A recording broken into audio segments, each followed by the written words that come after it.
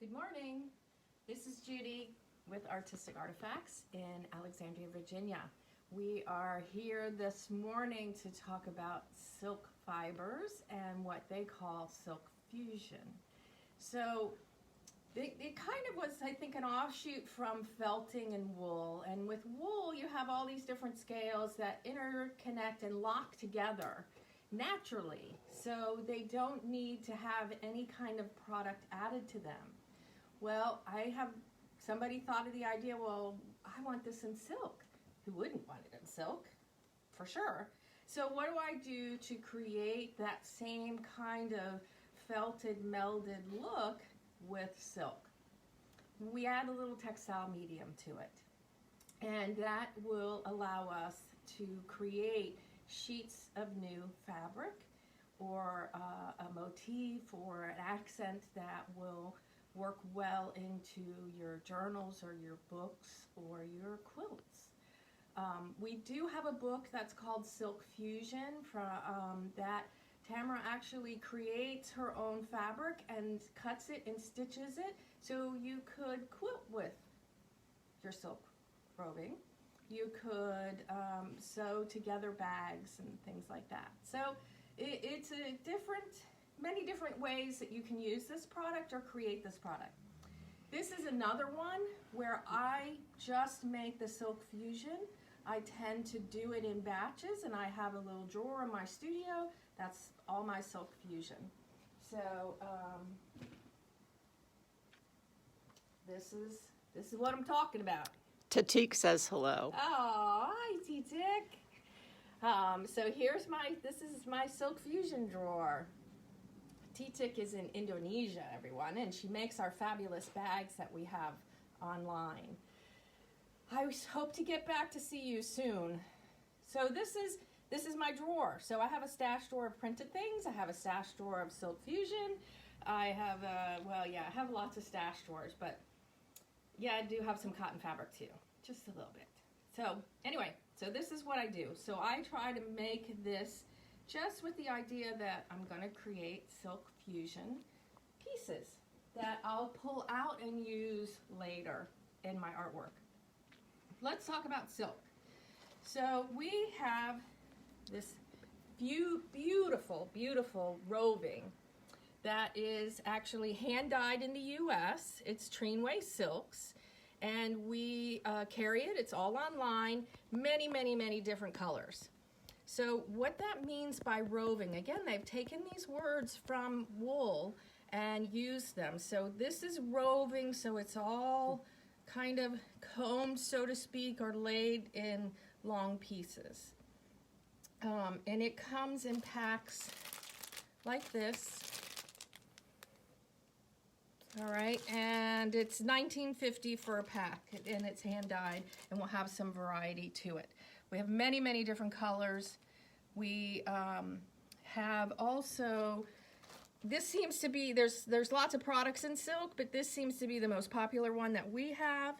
Silk also comes what's called rods, and these are sometimes round, and they're rods. Cocoons. These babies are strong. You need scissors to cut these. So, and some still have the eyed animals in them. And then this is what happens when you do classes in silk fusion, and this is what's left. But it's all lots of fun. This is still parts of roving. So it can pull, and you can see it's become very thin. You can become very thick. My silk fusion tends to be a little more organic. No surprise there, right? And so this gives you an idea of what it looks like. So what I am going to also show you is all of this stuff can be used in your silk fusion. Then we use textile medium. This seems to be the one that I like the most. It's the one that goes to. We do sell it online as well. Can you use matte medium? Yes, you can use matte medium. This is a glue, but what's nice about textile medium is it makes the hand still a little softer. if you use a matte medium versus a textile medium, it's going to be very, very stiff. Some people have done experiments where they've used Elmer's glue watered down. Those are like, those edges will cut your fingers. So just know what the result will be based on the material that you're using. So if I'm using silk, I don't want to ruin the whole hand and make it be glue. I want to be able to still feel some of the silk, which you can do that. You can still see the shine. You can see it's not stiff. So that's why we pick paint, why we have glues, why these mediums, that we want textile in the title. That's why. Okay, so you need that. These end up gluing together, but these turned out to be, I think, lunch totes or something from Houston, and we all like. Okay, we dug through the trash. I won't lie to you. They were empty, but we could get them, and they were a great little surface. I tend to want my glue contained. The next thing you need is some netting. So you can see that this piece of netting is double the size of my little workstation here, because I'm going to open it up, and I have my netting down. And I'm going to lay my fibers out. So, and there is a top and a bottom when you finish this. So, let's see. I tend to like things being a little bit loose, lightweight. You can lay this down and make a complete sheet like Tamara does in her Silk Fusion book. It's a great book to have. There's been very few documentations about this. I know there's YouTube videos out there. Sue at Treenway has done them as well. And we have tutorials online and blogs, because this is definitely one of my favorite techniques. So I kind of am laying it down, and here's some silk from Chris last week, and a little goes a long way. And these, ooh, great colors. Here's some trim pieces. So this was silk Sari that we're just going to add here. Sue Carroll has mentioned talking about the wrinkles in the netting. She has had that imprint on her silk. So okay. Yes. Trying to think of the best way to answer it. The texture will transfer, but as I said, there's a top and a bottom to your Silk Fusion. So I don't really worry about it too much. I just make that be my bottom, and I usually work top up, so it's a little bit easier for me to envision what it's going to look like. But you will get, in this, the pans are textured. The only thing I can think of is that I can leave it in this pan to dry, or I can take it and hang it up.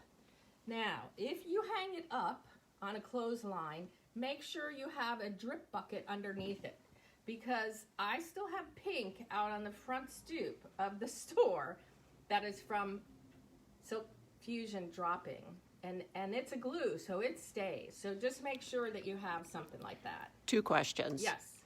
One is, there's one comment that they had learned that to layer it, in one direction and then the other direction. Do you always do blobs? So that's one question. And the other, is there a special size netting or tool that you use? Okay. Blobs I call organic, and yes, that's usually how I work. You can I can't find the word. Okay, anyway. Systematic. Systematic, thank you. So you can, let's just see if I can attempt to not be blobby. It's very hard for me. All right, I still have that. So, if we take this, it probably will give you a stronger structure if you do it like this. And again, this is a very personal thing. You have to figure out what works for you, and everybody does it different. Okay, so that's okay. That looks a little good. Let's. There's lots of colors in this roving, so let's. So You've got one comment that they love blobs, love organic. It tends to be kind of. I'm not a planner. So this is a little like planning for me. So you can see that this gives you a little bit better structure. It's going to give you a little bit thicker piece. This is for sure how Tamara does it. And it's perfectly okay. It's just different. So then I would lay the netting over here. Okay, so netting and netting size. No, none of that matters. Some people started using screening at the beginning, like screen for outdoor screens. Netting seemed to be a little more easy and disposable. The trick with the netting is if you don't want to leave it in, which is also an option, you must wait until it's completely dry before you peel it off. It must be totally dry. So it's one of those things where when you do this, you need to leave it. And again, I think you will have less patterning from the tool and the other if you hang it rather than leave it in the pan to dry. I mean, I literally can take all these pans and stack them up and take them home and put them, usually in my furnace room is the hottest room in the house, and lay them out and they'll dry. But we have hung them, and that has removed some of the texture that you get from the pans. And I find that when I let it dry completely, I get very little texture from the netting. So that's all I can tell you on that idea. Okay, let's see. Now at this point, I would, you can actually pull wool roving and put it in there. I could put sequins in there. Ooh, this feels like linen. Okay, maybe linen. Could put ribbon. But I also want to kind of try and trap this. Chris is looking for motifs. See, I think I would put that on after. Okay.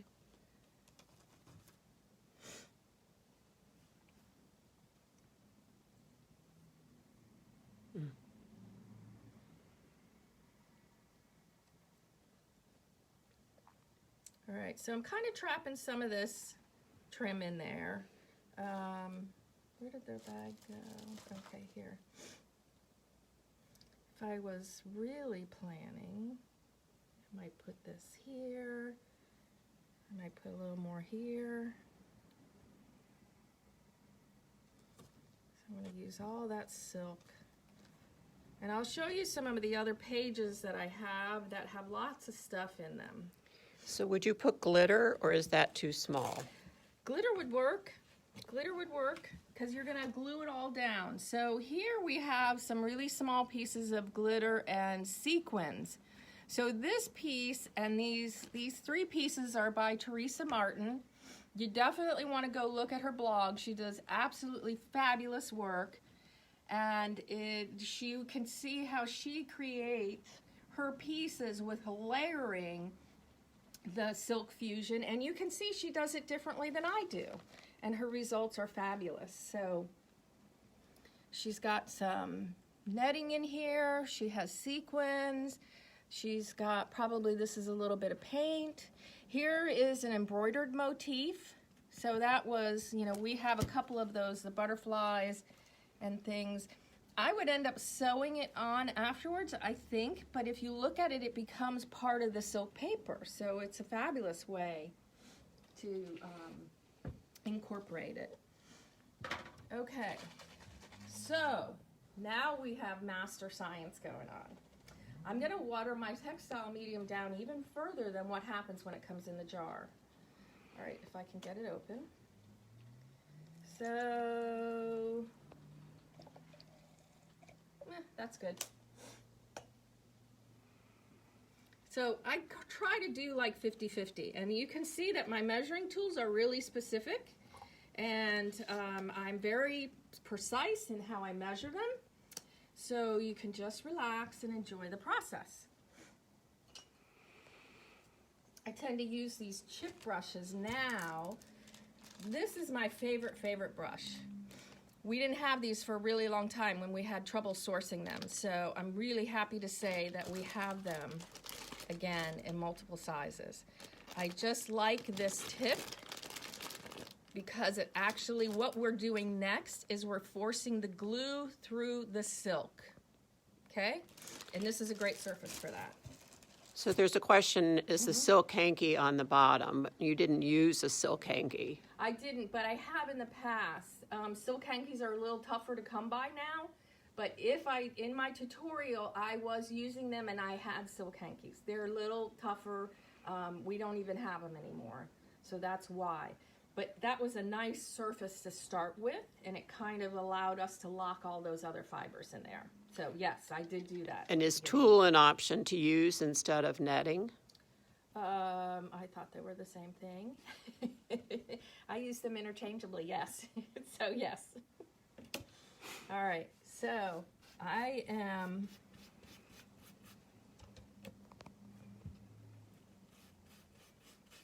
painting. I'm pretty much putting glue down. And I want my silk fibers and all the rest of my product that's in there, my sequins, my trims. I tend to use decorative threads in my artwork, so I have this jar that's by my sewing machine that I put all the little pieces in there, so I always have that. And as Chris talked about, the silk Sari, which is another one of our really favorite products. So you can get strings and things from there. All right, so see this? You always want to flip it because it didn't absorb through to the back side, and we want the glue to go down. So the whole reason why you have this netting on is a control factor. If I tried to put the glue on here without the netting, then it's going to be pretty frustrating. So would a silk or organza or have a tie work as a base? Yes, if you want it to be solid, that would work fine. And again, there is a top and a bottom as far as I'm concerned. Anytime I've tried to make it interchangeably, I always have one side I like better than the next. But your tool is really your base too. I've been known to take the Silk Fusion and I will fuse it with Misty Fuse, because Misty Fuse is a great lightweight fusible. That is another one of our favorite products after the fact. So I don't know that you need it in the process, but try it and let us know. We do have a Facebook page that's called Artistic Artifacts Creative Minds, and we love to see what you're doing with the product. So try it and let us know, post and see. Even if it doesn't work, sometimes that's really nice to know. So I have textile meeting on both, here and here. You can see all our silk Sari strips and things. So Carol, it asks that there's no need to pre-wet the fibers before you're using your glue? No, Sue, you don't need to. I literally am working with dry material and adding the glue after the fact. Okay, so there's that one. And let's see. These won't be dry for me to show you today, but we'll post them on Facebook so you can absolutely identify which ones we did today.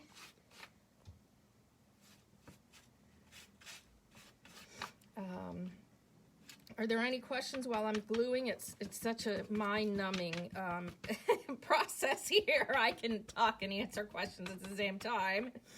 But as I said, and I do work small. If you want to work bigger, your tool needs to be larger and your container larger. As I said, I just tend to work small. You can sew them together to make them larger. You can cut them in pieces. So there's lots of options. This just happens to be the size that works for me. Okay, remember, this is the one where we gave it a little more structure of the weaving like this, top and bottom. Okay.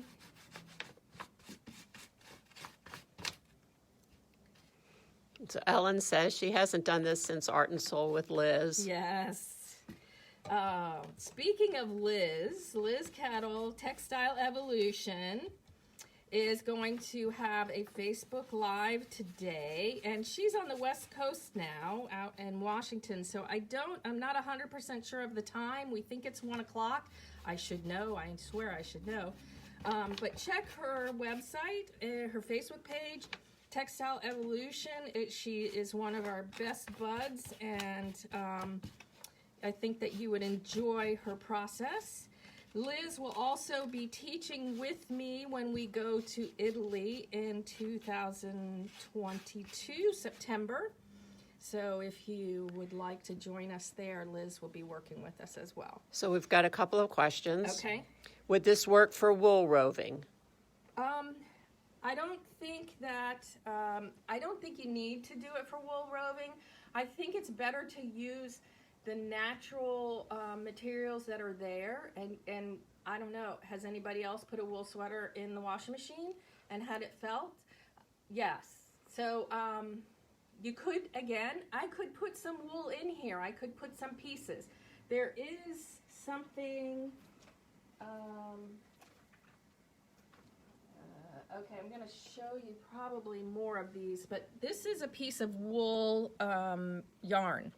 So it did go in there, but as a sheet of wool, I don't know if I would choose that way to felt it. You can do wet felting. You could do wet well, I mean, felting. just regular wet felting. Yeah, yes. That's my thing. Is the reason why we're using glue is because the silk doesn't have the natural interaction of the fleece that fleece does to come together. So that's why we're working with it. So I would try to look at what the natural reaction of the item that you're using, which is the wool, and then maybe go towards that. So someone has undyed silk roving. How would you dye it? Okay. I have not done this in a really long time because now I buy it dyed. But let's show you what we did with some undyed silk roving. We made silk paper. Where'd it go? Okay. This was an experiment. Sharon said, I want to see what tap looks like. So transfer artist paper, which we were on the book tour, so there's some previous YouTubes about that. What did that look like? Well, I don't normally work with undyed fibers. I'm very much a color girl. But and this was my front. So I had some of these strings and things. So, but I wanted to see what this would look like. And I'm like so excited by this. You can see behind here, hopefully it will show you on the video, what it did. You can see the texture, you can see the silk shimmer. It's just, so I was really thrilled. And that is just using natural silk. Tussa Roving Silver Wild Silk. So that's what we used. And that's undyed. I am not sure that I'm the right person to talk to you about dyeing that. I can tell you, you can lay it out and you can pour dye on it. You can use an acid dye, you can use a Procyon MX dye. But where I get a little nervous is, how do you rinse it and how do you dry it? I don't know that I have the experience to tell you that one. And could this be used for clothing?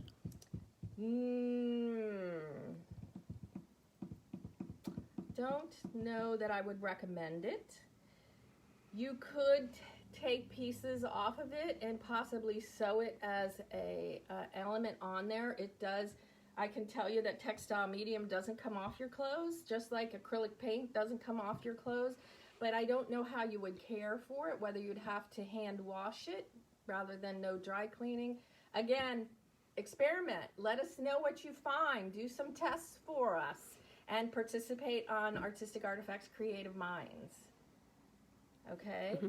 All right, this is my other tap experiment, which, again, it's darker because I always use colors. This was like, the light one was really cool, and I'll do more with that. But she now, I can't really see her, but Sharon came up with another great idea, is I could take paint, I could take gel pens, I could take embossing powders, I could do a lot of different things that help bring her portrait up to the front.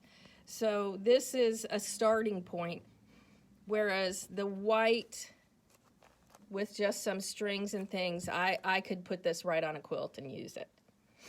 Are these photos from Italy? This is actually a photo from the swamp in South Carolina.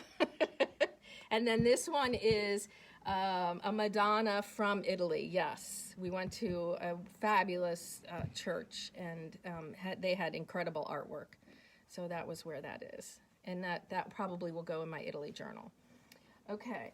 As you can see, the process really is very simple.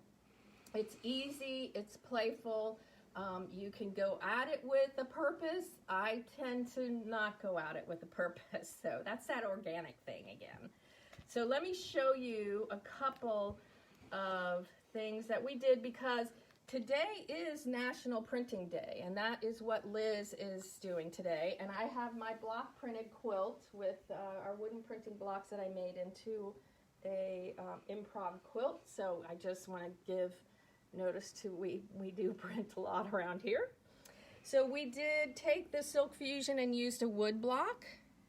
And again, I was trying to be mindful about whether I use dark paint or light paint. So that's there. And I've lost the block, so you'll have to trust me on that. And you used your textile paint? Yes, I used my textile paint. Oh, there it is. It's on the bottom. You definitely don't want to see under the table. So here's my stack. And we did carry skeleton leaves, so you'll see a lot of skeleton leaves in here. They're much, much harder to find now. So we were kind of addicted to them.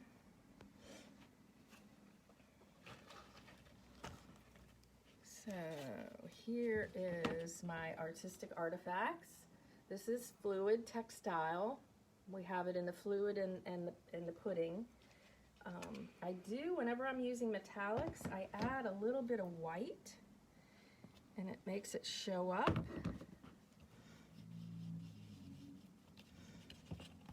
And thanks, Elizabeth. Your textile paint is the best. It's Elizabeth Gibson. Yeah. Yes. One of our Thermofax queens. So, and then I have the mat on the bottom. And press. So there we go. So that's there. I can use a stencil on this as well. I have a bunch of pieces in this colorway, so I'll have to see what I can do. And I do use a sponge, and I do use parts. You'll see that some of it's light.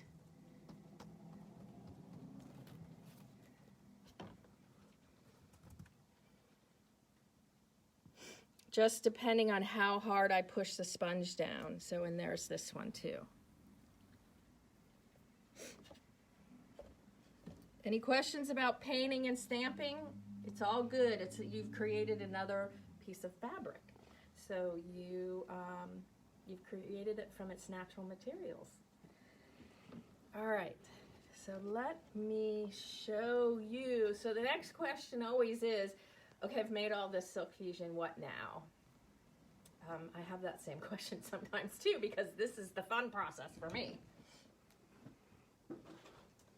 So I have some ideas for you. Oh yes, let me put the lid on it. And I would recommend just taking a black magic marker and do 50% textile medium, 50% water. And then you do want to wash your Does that last then once you've mixed it? yes. So yes, if you don't use it all in one time, it's okay? it will last. As Okay. far as I know, there's no expiration date unless you open the jar and it's dry. So there you go. Oh, one more stamping. So this is actually with a rubber stamp and an ink pad. So it's another way of adding some texture on there. And you can see these leaves that we have that are ribbon. Again, one of our favorite things to embed into these. And Angelina. So if you have any Angelina, and a little goes a long, long way. Like this is almost a little bit too much for me. You can see there's also some foil. So one of the things that we do is we take a fusible thread. Wonderful has a fusible thread, and you put that down and then you put the foil over it, and so it creates smaller lines. So again, this is just a new surface for you to start embellishing. Could you emboss on this? I haven't tried that, but I would. I think you should be able to. I'm not sure whether mediums will bubble with high heat or not. I haven't done enough testing with that, but I would try it for sure. Let's see. Oh, okay. So here's another piece. This is wool. So I do find, and this is silk ribbon or silk sari. So I do embed other materials. These are wool curls. So I did definitely bring other products into there.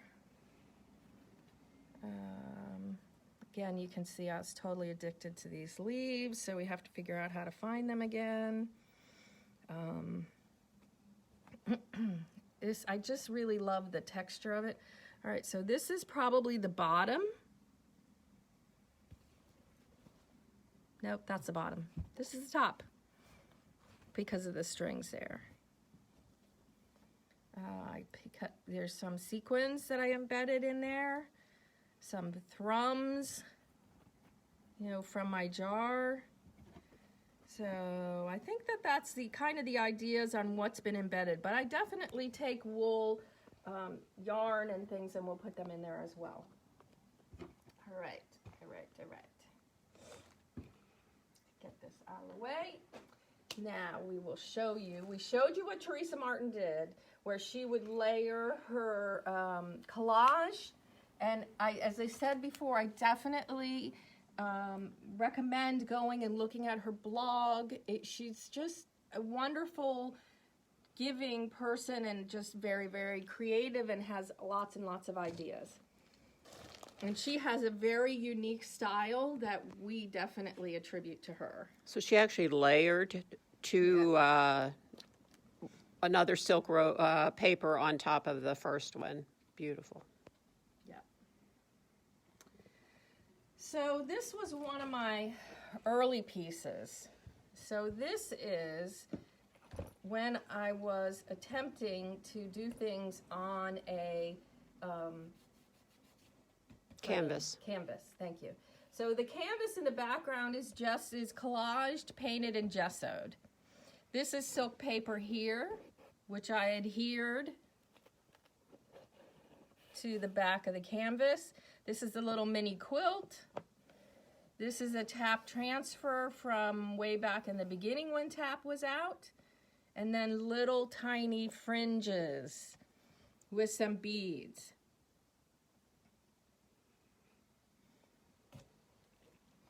This is the piece that everybody sees that we promote a little bit more with Silk Fusion. So this was when I was taking Liz Kettle's thread class when she came and taught it here. This is Silk Fusion, and then this was working with machine quilting on this little page. So you can see I have these feathers, this bird, which is the oddest shaped bird you've ever seen.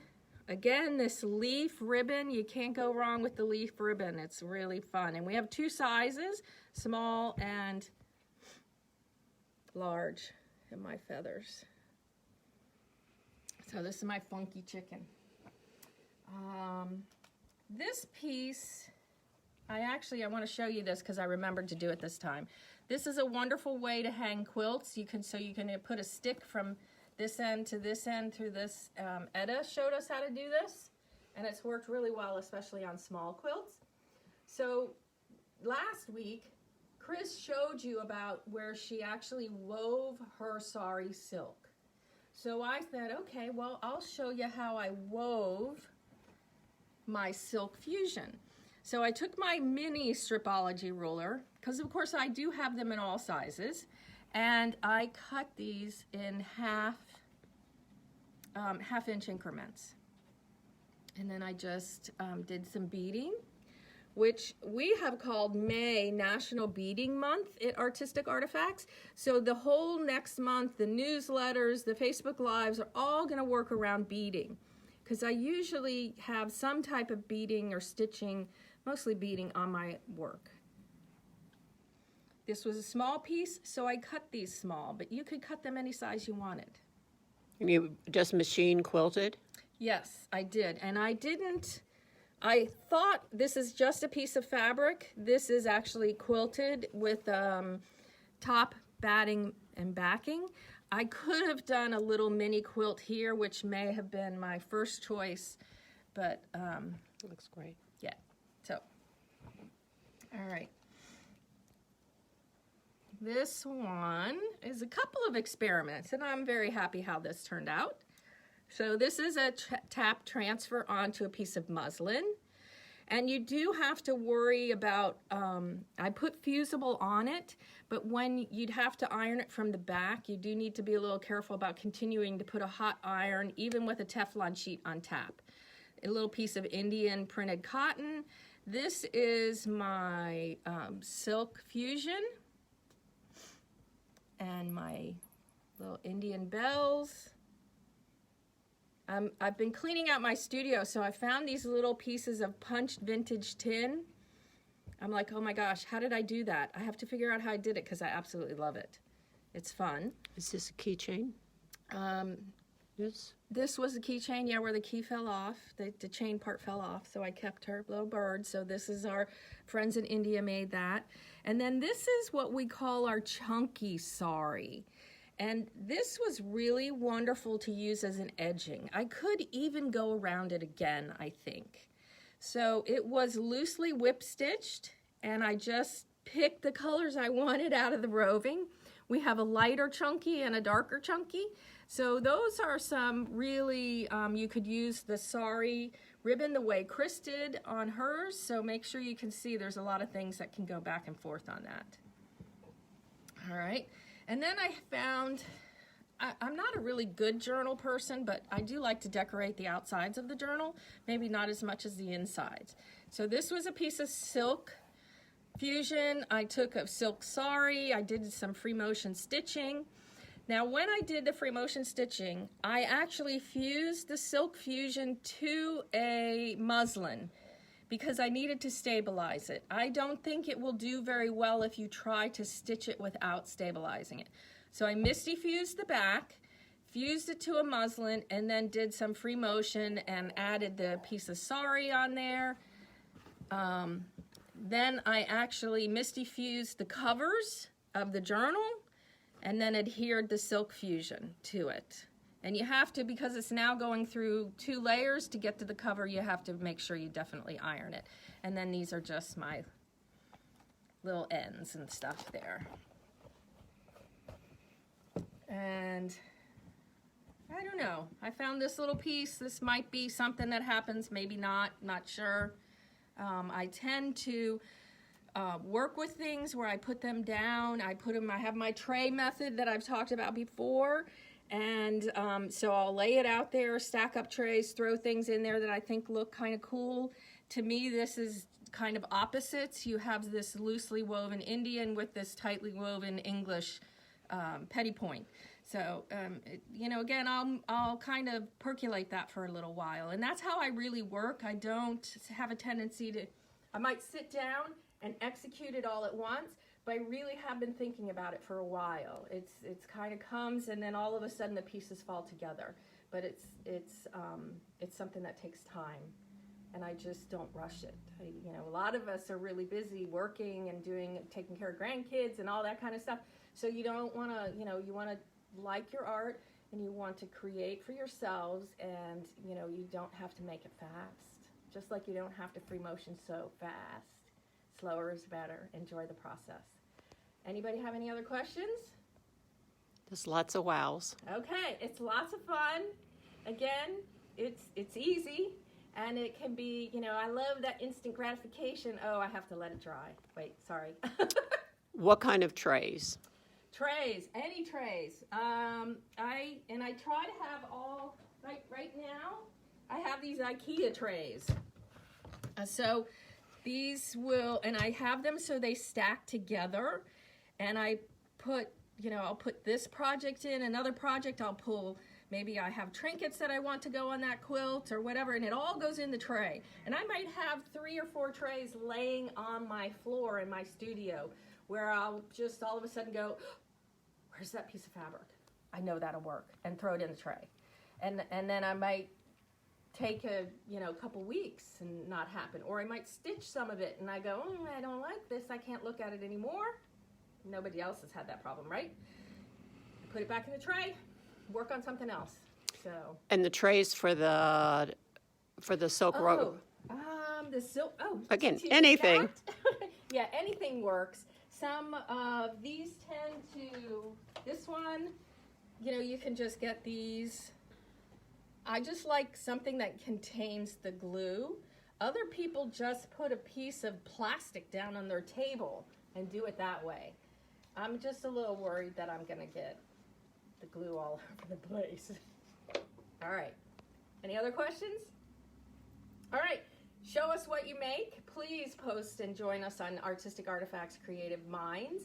We love to see what you're doing. This is our opportunity to have interaction with you, who we miss terribly in this world today. And we have a couple of things. We do our newsletter every Wednesday. We are going to do the third Thursday. We'll have a sale, and I'm going to have some fabulous treasure boxes that I've curated personally, and maybe I've even taken some stuff out of my studio to put in these treasure boxes. One for mixed media, one for fiber, and we'll be selling those. It will have some beautiful ikat woven scarves from India, and I know that most of you know India's in pretty bad shape right now, so they've asked us to buy more. Oh gee, what a problem. So excuse me. So follow us on Facebook and Instagram, and see this on YouTube and share it with your friends. Thank you.